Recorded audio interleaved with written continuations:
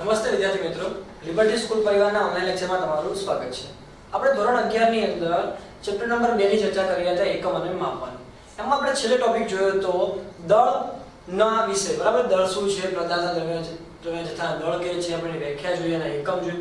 હવે છેલ્લો ટોપિક છે આપણા માટે સમય. કેવો છે? સમય. આપણે ત્રણ રાશિ સમજવી બહુ ઇમ્પોર્ટન્ટ છે. કેમ કે આપણે જે જો આગળ જે ભણવાના છે ત્રણ રાશિના આધારે જ વધુ પડતું ભણવાના છે. ત્રણ રાશિ એટલે કઈ પહેલી કઈ ભણ્યા હતા આપણે? લંબાઈ. બીજું કઈ ભણ્યા હતા આપણે? દળ. અને ત્રીજું હવે શું આવશે? સમય. હવે સમયની શરૂઆત ક્યાંથી થઈ? સમય શું છે? આ સમયને પહેલા કઈ રીતે માપવામાં આવતું હતું, કઈ રીતે જાણવામાં આવતું હતું?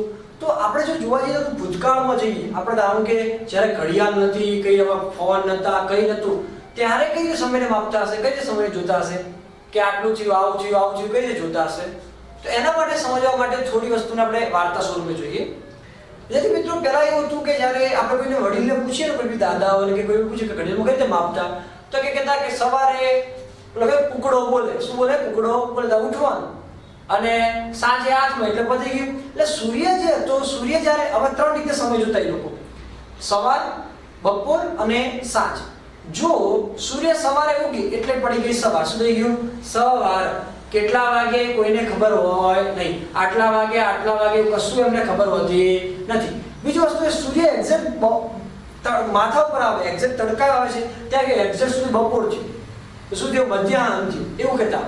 અને સાંજનો ટાઈમ થાય જ્યારે સૂર્ય આથમે છે ત્યારે સાંજ છે. તમે જોતા હશો કે ઘણા લોકો વહેલા ઊંઘે નથી કહેતા, વહેલા ઊંઘો, સવારે વહેલા ઊંઘો, એવું કેમ કહેવામાં આવે છે? તેનું કારણ એવું હોય છે કે સાંજે સૂર્ય વહેલો આથમી જાય તો વહેલું સુઈ જવાનું હોય છે, અને સવારે સૂર્ય વહેલો ઉગે એટલે શું ઉઠવાનું વહેલું હોય છે. તો આ કન્ડિશનના આધારે છે. પરંતુ જોવા જઈએ થોડું બદલાતું ગયું. લોકોએ સમયને થોડું ડિસ્ક્રાઇબ કરવા માટે અલગ અલગ વસ્તુ કરી. તો જયપુરની અંદર જોવા જઈએ, જયપુરના જંતર મંતર જે વિસ્તાર જે છે એની અંદર પહેલા એક ધામલી ઉભી કરે. શું આવે? ધામલું. એ ધામલું એટલે શું હતું કે જ્યારે સૂર્યનો પ્રકાશ એની પર પડે છે, ધારો કે આ સૂર્ય, તો શું પડે? પડછાયો બાજુ પડશે. પડછાયો જ્યારે પડે છે ત્યારે જેમ જેમ પડછાયો ટૂંકો થાય, બરાબર, એમ સમય શું વધતો જાય. કારણ કે સવારે પડછાયો કમ્પ્લીટ પડતો હોય ત્યારે શું કહેવાય કે ચલો 6 વાગે. પછી થોડો પડછાયો ધીમે ઘટતો જાય છે ત્યારે સમયની અંદર બદલાવ થાય છે. એ રીતે સાહેબ બપોરે એક્ઝેક્ટ માથા પર જ્યારે પડછાયો પડતો નથી, ધાબલા ઉપર જાય, પણ ધારો કે આસળ સૂર્ય આવે છે ત્યારે પડછાયાના મૂલ્યમાં શું થાય છે? ફેરફાર થાય છે. એટલે કે પડછાયાના આધાર ઉપર શું સમય નક્કી કરવામાં આવતો હતો. પડછાયો જેમ ટૂંકો એમ સમયમાં ફેરફાર અને બદલાતો હતો, સમય એમ આધારે માપવામાં આવતો હતો. એના પછી થોડું બીજું વસ્તુ આવી, થોડું આગળ વધ્યા પછી આવ્યું લોલક. શું આવ્યું? લોલક. તમે જોશો, ધારો કે આપણે ડસ્ટરનો ઉપયોગ કરીએ ઉદાહરણ તરીકે, તમે જો આ ધારો કે લઈ ચાલો છો સમય, આ ધારો કે દોરી હશે, દોરી પર બાંધેલું હોય લોલક, અહીં જે છોડ દેવામાં આવે, આ રીતે જોવામાં આવે છે. લોલક આ રીતે ભૂમતું હોય. તમે જો જૂની ઘડિયાળ હશે, જૂની ઘડિયાળ એની અંદર નીચે લોલક હોય, ડંકોરા વાગતા, એક વાગે ટન, બે વાગે ટન ટન, આ જે ડંકોરા વાગતો છે લોલક હોય છે, એ લોલકના આધારે સમય નક્કી કરવાનો હતો. લોલક નહીં ટકોરો પડે, એક વાગે 2 પડે તો 2 થશે, 3 પડે 3 થશે. તો આ રીતે સમયને નક્કી કરવામાં આવતો હતો. એના પછી બીજી પણ ઘણી પદ્ધતિઓ છે, રીતિનો ઉપયોગ. બરાબર, બે આવી રીતે 2 એવા કાચની બાટલી લઈ લેવામાં આવે. તમે આવું તો ક્યાંક ભણ્યા છો, પ્રયોગ બી કર્યો છે.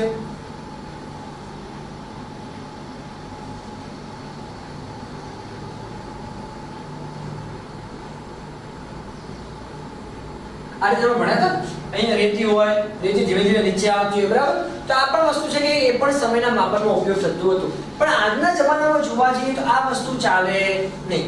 આજે ટેકનોલોજીના યુગમાં, ટેકનોલોજીના યુગની અંદર એક ચોક્કસ માપક્રમ લાગે. તમને એક વસ્તુ કહું કે થોડા સમય પહેલા, અરાઉન્ડ 5 થી 6 મહિના પહેલા નાસા દ્વારા કહેવામાં આવ્યું હતું કે આપણા સમયમાં થોડો ફેરફાર થયો, પૃથ્વીના ભ્રમણમાં થોડો ફેરફાર થશે. હવે આપણે ફેરફાર થયો આપણને તો ખબર જ નથી. પણ ખબર એટલે એ કેવો છે ખબર? 0.00005 સેકન્ડ.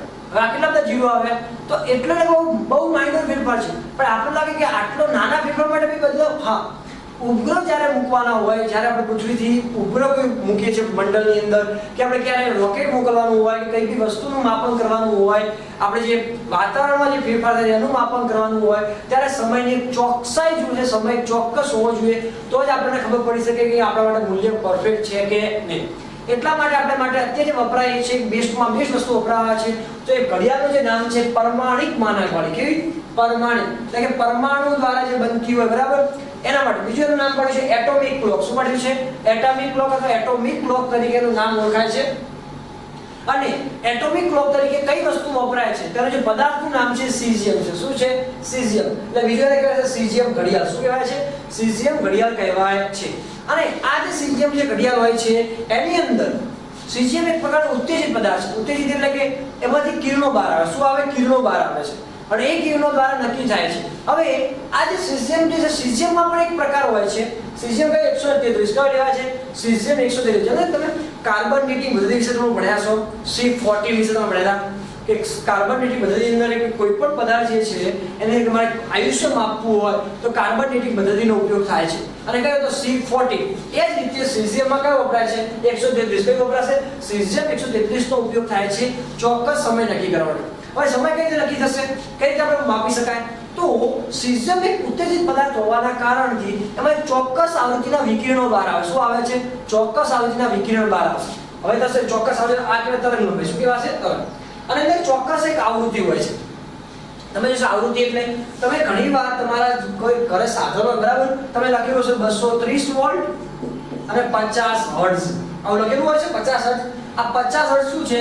આવૃત્તિ. શું બતાવે છે? આવૃત્તિ છે.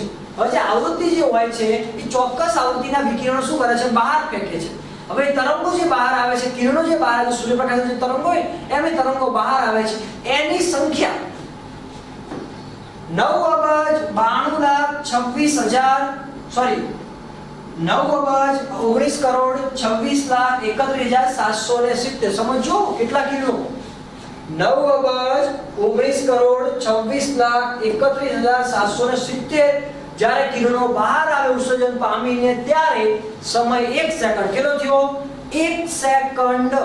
આટલા બધા કિરણો જ્યારે બહાર આવે ત્યારે સમય કેટલો થાય છે? 1 સેકન્ડ જેટલો થાય છે.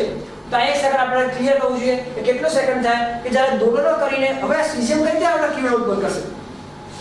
સીઝિયમ જે છે ને ઉપરથી જ્યારે દોલન કરે. શું કરતો? દોલન કરે. અથવા આ રીતે દોલન કરે. પણ દોલન કરે શું થાય? અથડાય. અથડાય શું થશે? બધી વિકિરણો બહાર આવે. શું આવે? વિકિરણ બહાર આવે. હવે કોઈ પણ વસ્તુ અથડાય શું થાય? ઘસાય. ઘસાય વિકિરણો જ્યારે બહાર આવે છે, ઘસાય ત્યારે વિકિરણો બહાર આવે છે અને વિકિરણની સંખ્યા કેટલી છે? 9,19,26,770. આ વિકિરણ જ્યારે ઉત્સર્જિત થાય છે ત્યારે તેમાંથી એક કેટલું? 1 સેકન્ડ જેટલો સમય. કેટલા? 1 સેકન્ડમાં આટલા વિકિરણ બહાર આવે છે. એ ચોકસાઈપૂર્વક માપેલું એ માપ આપણી પાસે છે. બીજી વસ્તુ છે આ ચોકસાઈ દર્શાવે. સીઝિયમ ઘડિયાળ બહુ ચોકસાઈ દર્શાવે. બહુ એટલે બહુ અગત્યની ચોકસાઈમાં એક ભાગ ભજવે છે. બીજી વસ્તુ જોવા જઈએ તો આ એટોમિક ઘડિયાળનો ઉપયોગ ક્યાં છે? હવે એટોમિક ઘડિયાળની અંદર જોઈએ તો આપણે જોયું હતું કે આંતરરાષ્ટ્રીય તોલમાપ જે સંસ્થા છે એ જ રીતે આંતરરાષ્ટ્રીય પ્રમાણભૂત એકમો માપવાની પણ એક સંસ્થા છે જે સમયના માપન માટે ઉપયોગ થાય છે. અને ભારતની અંદર ઇન્ડિયન સ્ટાન્ડર્ડ ઉપયોગ થાય છે. બરાબર? તો એ જે ભારતીય પ્રમાણભૂત સમયના આધારે IST Indian standard time IST ના આધારે સમય નક્કી થાય છે. તમે ઘણીવાર જ્યારે જોતા હશો કોઈ મેચની અંદર જોતા હશો, ઘણા લોકો મેચ જોતા હોય ત્યારે લખેલું હોય IST 3 PM. બરાબર? કે IST 3 PM એટલે કે ઇન્ડિયાના ટાઈમ પ્રમાણે 3 વાગે. કેટલા વાગે? 3 વાગે. તો આ વસ્તુ કોઈ બીજા દેશમાં જ્યારે રમાતું હોય ત્યારે આ વસ્તુનો ઉપયોગ થાય છે. IST વાળું રમ તો ઇન્ડિયન સ્ટાન્ડર્ડ ટાઈમ નક્કી કરવામાં આવે છે. અને ઇન્ડિયન સ્ટાન્ડર્ડ ટાઈમનો ઉપયોગ જે કહેવામાં આવે છે બરાબર એ નક્કી કરે છે આપણી ભારતની નેશનલ ફિઝિકલ લેબ NPL. કઈ લેબ ઉપયોગ કરે છે? NPL નેશનલ ફિઝિકલ લેબ છે. એનો આપણે જો ઇંગ્લિશમાં કહેવા જઈએ તો રાષ્ટ્રીય ભૌતિક વિજ્ઞાન પ્રયોગશાળા. શું કહેવાશે? રાષ્ટ્રીય ભૌતિક વિજ્ઞાન પ્રયોગશાળા નેશનલ ફિઝિકલ લેબ નો ઉપયોગ થાય છે. જે આ લેબ જે છે એ લેબના આધાર ઉપરથી લેબમાં જે નક્કી કરે છે આપણે પહેલી બી વસ્તુ વાત કરી NPL વિશે કે જે આપણે દળનું માપ હતું એ બી કોણ નક્કી કરે છે? NPL કરે છે. એ જે લંબાઈનું માપ પણ કોણ કરે છે? NPL. અને કોઈ પણ માપમાં ફેરફાર થશે, થોડી પણ ફેરફાર થશે એ જવાબદારી કોના ઉપર છે? NPL ની છે. આ NPL જ કોઈ પણ માપ નક્કી કરશે કે આટલા કિલો તો આટલું, આટલું તો આટલું. આ માપને ચોકસાઈપૂર્વક જે માપ જે બતાવે છે એ નક્કી કોને કરવાનું હોય છે? NPL નક્કી કરે છે. તો આપણા માટે NPL બહુ અગત્યની વસ્તુ સંસ્થા છે. બીજી વસ્તુ જોવા જઈએ સમયના માપમાં થોડો ફેરફાર થઈ શકે, થોડી આગા પાછું થઈ શકે. કોઈ પણ સમય પૂરેપૂરો ચોકસાઈ, પણ ચોકસાઈની અંદર એની ચોકસાઈ કેટલી છે? તો ±1 × 10⁻13. એટલે કે સમજી લો એનામાં જો ફેરફાર થાય તો કેટલો થાય? આપણે ગણીએ તો 0.00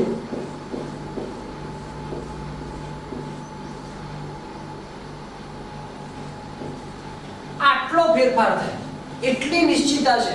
જો ફેરફાર થઈ જાય તો આટલો જ ફેરફાર થઈ શકે. તો મળી લો 0 0 0 0 0 0 કેટલા થયા 13 0 આવે એટલો જ ફેરફાર થાય. એનાથી વધારે ફેરફાર થઈ શકે નહીં. તો આ બહુ અગત્યની વસ્તુ આપણને આપે છે કે આપણે જે ફેરફારની વસ્તુ જોવા જઈએ તો આટલો જ આપણને ફેરફાર જોવા મળે છે.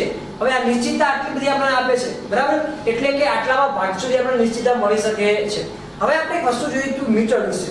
લંબાઈનો એકમ શું છે? મીટર. તો લંબાઈનો જે એકમ મીટર હતો બરાબર, એ મીટરના આધાર પર જોવા જઈએ તો એની વ્યાખ્યા કઈ દે આપણે તો શૂન્યાવકાશનો પ્રકાશ, શૂન્યાવકાશનો પ્રકાશ એ 1 ભાગ્યા 2 કરોડ 29,97,000 સોરી 29,97,000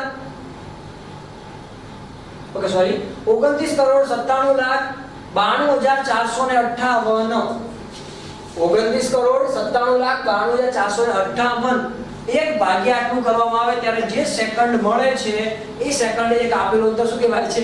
1 મીટર. કેટલું કહેવાશે? 1 મીટર. આપણે પરીક્ષામાં ધ્યાનમાં પૂછાતું છે નહીં, ખાલી જસ્ટ નોલેજ માટે છે આ વસ્તુને. પણ આ પ્રશ્ન પૂછાઈ શકે કે સમયની નિશ્ચિતતા કેટલી હોય સમયના માપનની અંદર? સીજીએમ ઘડિયાળની બરાબર. તો પ્લસ ઓર માઈનસ 1 ગુણ્યા 10⁻13 ઘાત જેટલી નિશ્ચિતતા એમાં જોવા મળે છે બરાબર. એમાં કોઈ ફેરફાર નથી, એ વસ્તુ આપણને જોવા મળે છે. હવે આ જે ઘડિયાળ છે સીઝન ઘડિયાળમાં વાર્ષિક કેટલો ફેરફાર થઈ શકે વધારો ઘટાડની અંદર? તો 3 માઇક્રોસેકન્ડ. કેટલો થશે? 3 માઇક્રોસેકન્ડ. જો થાય ઘટાડો થાય 3 માઇક્રોસેકન્ડ. લખો તો 3 ગુણ્યા 10⁻6 ઘાત સેકન્ડ. આટલો વધારો કે ઘટાડો થઈ શકે છે. આનાથી વધી ના શકે નહીં. આટલો વધારો થાય તો, બાકી થવાની કોઈ વસ્તુ છે નહીં, પણ કોઈ વાર ફેરફાર થાય તો આટલું થઈ શકે છે. આ જે અગત્યની વસ્તુ છે આપણા માટે. બીજી વસ્તુ સમયનો વિસ્તાર કેટલો? તમે જોઈ શકો તમારા પાસે કોષ્ટક હશે તમને આપેલા છે બરાબર. તો સૌથી નાનામાં નાનું જે આયુષ્ય જેનું કહેવાય છે બરાબર, સૌથી નાનામાં નાનું જે આયુષ્ય હોય બરાબર તો કણનું કહેવાય. કેવા કણનું? સૂક્ષ્મ કણ કે એનું આયુષ્ય હોય અને કેટલું હોય છે? 10⁻24 ઘાત સેકન્ડ. કેટલું હોય છે? 10⁻24 ઘાત સેકન્ડમાં નષ્ટ થઈ જાય. આપણે આટલું સેકન્ડ, હા, પૃથ્વી પર નાનામાં નાની સેકન્ડમાં મપાય છે. અને જે વિશ્વનું આયુષ્ય કેટલું છે? 10⁻17 ઘાત. કેટલું છે? 10⁻17 ઘાત સેકન્ડ છે. તો બે વસ્તુ આપણે ધ્યાનમાં રાખવાનું છે. એ સમયનો વિસ્તાર આપેલો છે આપણને 10⁻24 ઘાત કેટલો છે? 10⁻17 ઘાત સેકન્ડ. હવે આપણે નેક્સ્ટ પ્રશ્ન પર જઈએ છીએ. આપણા માટે બહુ ઇમ્પોર્ટન્ટ વસ્તુ છે. મેં તમને વસ્તુ ડિસ્ક્રાઇબ કર્યું છે, ફરીથી એકવાર રિપીટેશન ઉપર આપણે જઈ રહ્યા છીએ તો તમને ખબર ક્લિયર થઈ જાય.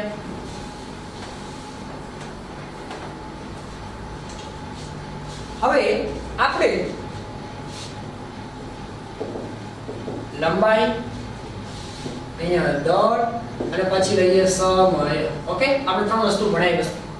ચલો, લંબાઈમાં મોટામાં મોટું માપ કેટલું અને નાનામાં નાનું કેટલું બરાબર.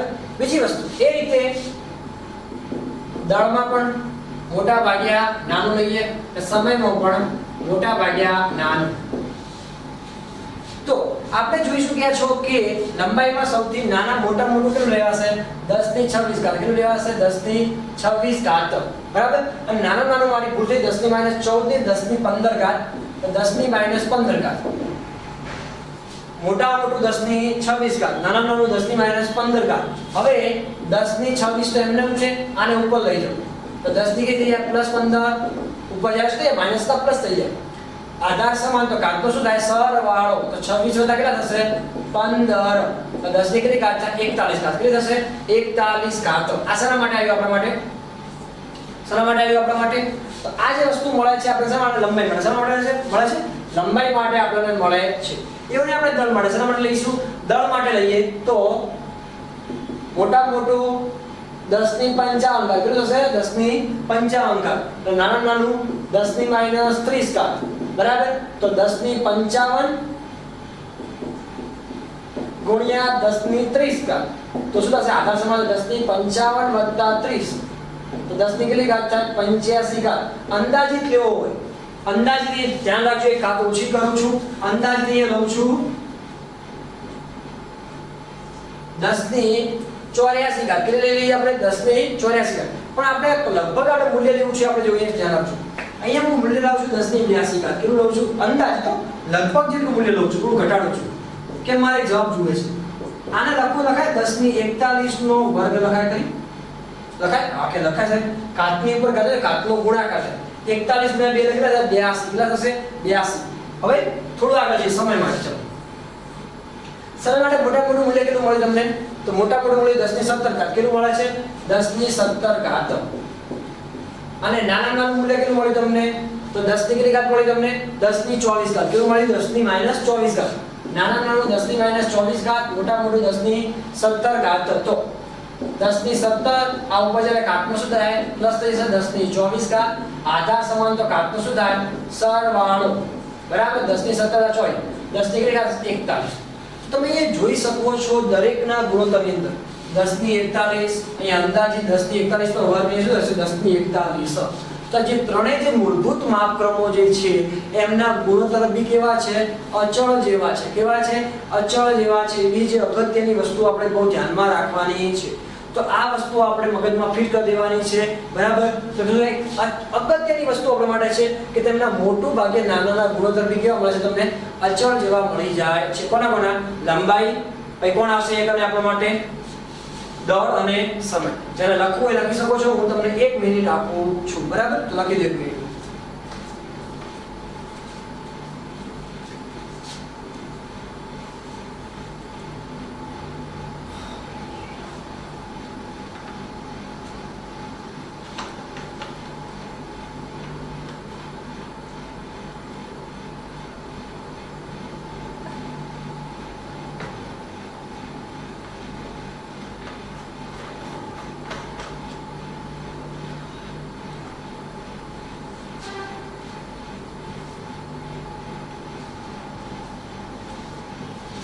चलो विद्यार्थी मित्रों તમારે લખાઈ ગયું છે નેક્સ્ટ ટોપિક ઉપર આગળ વધીએ ઇમ્પોર્ટન્ટ છે એની બે વ્યાખ્યાઓ જે છે વ્યાખ્યાઓ બહુ ઇમ્પોર્ટન્ટ છે બરાબર અને એના અંદર જે ટૂંકા પ્રશ્નો પૂછાય છે એ પણ આપણા માટે ઇમ્પોર્ટન્ટ છે ઓકે સમજો આપણી પાસે બે વસ્તુ છે માપનમાં ચોકસાઈ અને સચોટતા ટોપિક છે માપનમાં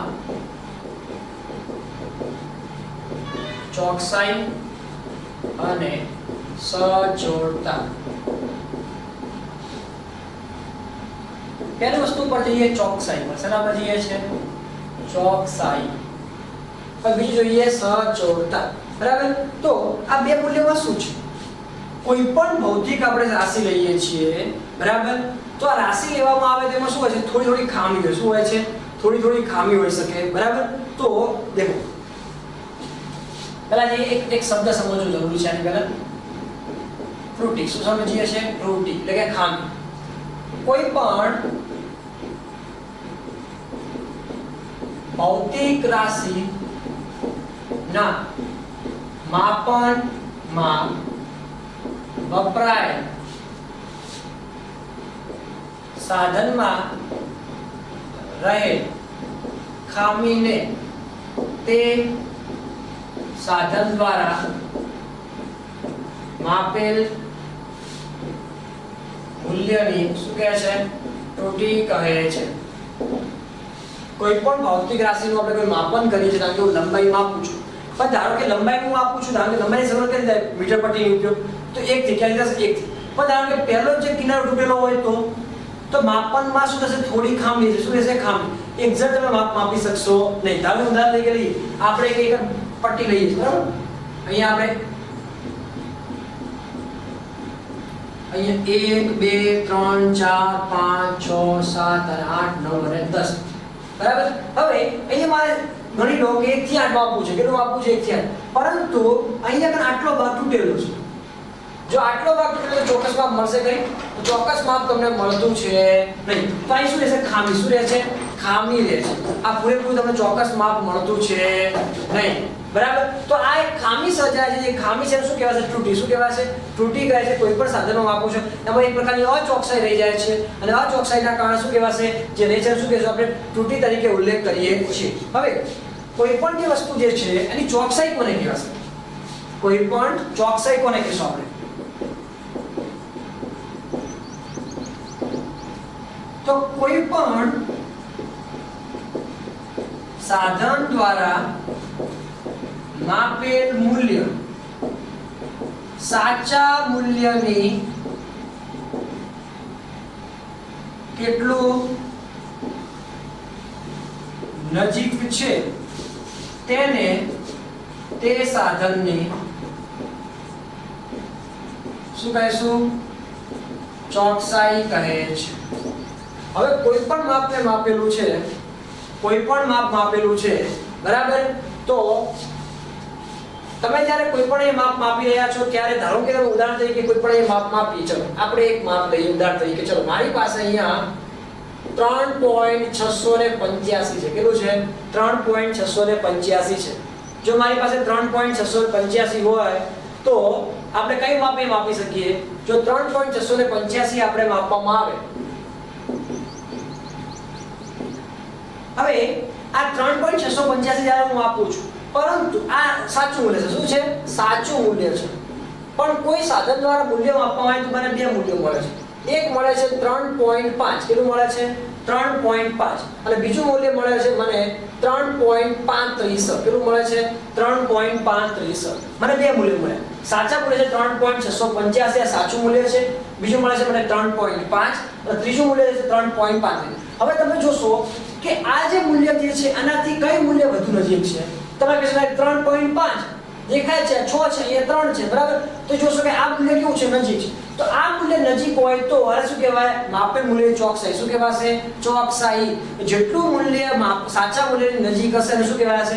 ચોકસાઈ તરીકે લેવાય છે, બરાબર? તો એ વસ્તુ આપણા માટે ક્લિયર કરે છે. હવે બીજી વસ્તુ છે સચોટતા. શું છે? સચોટતા. આપણે વ્યાખ્યા ઉપર જઈશું એના ઉપર.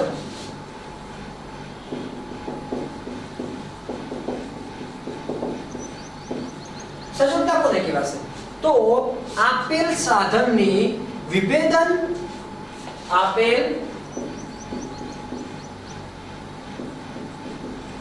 સાધનની વિભેદન કે સીમાને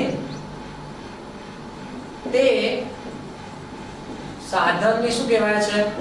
સચોટતા કહે છે.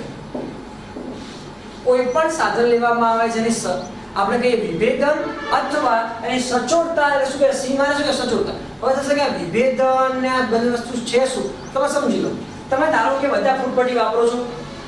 આ સર કે વાપરીએ છીએ. ચલો આપણે ફૂટપટ્ટીની અંદર એક કાપો લે. ચલો અહીંયા ધારો કે અંક આપીએ. પહેલો શું હોય? એક અને ફૂટપટ્ટીની અંદર તો 0 હોય. પછી શું હશે? 1 હશે. પછી કેવું હશે? 1 અને 2 હશે.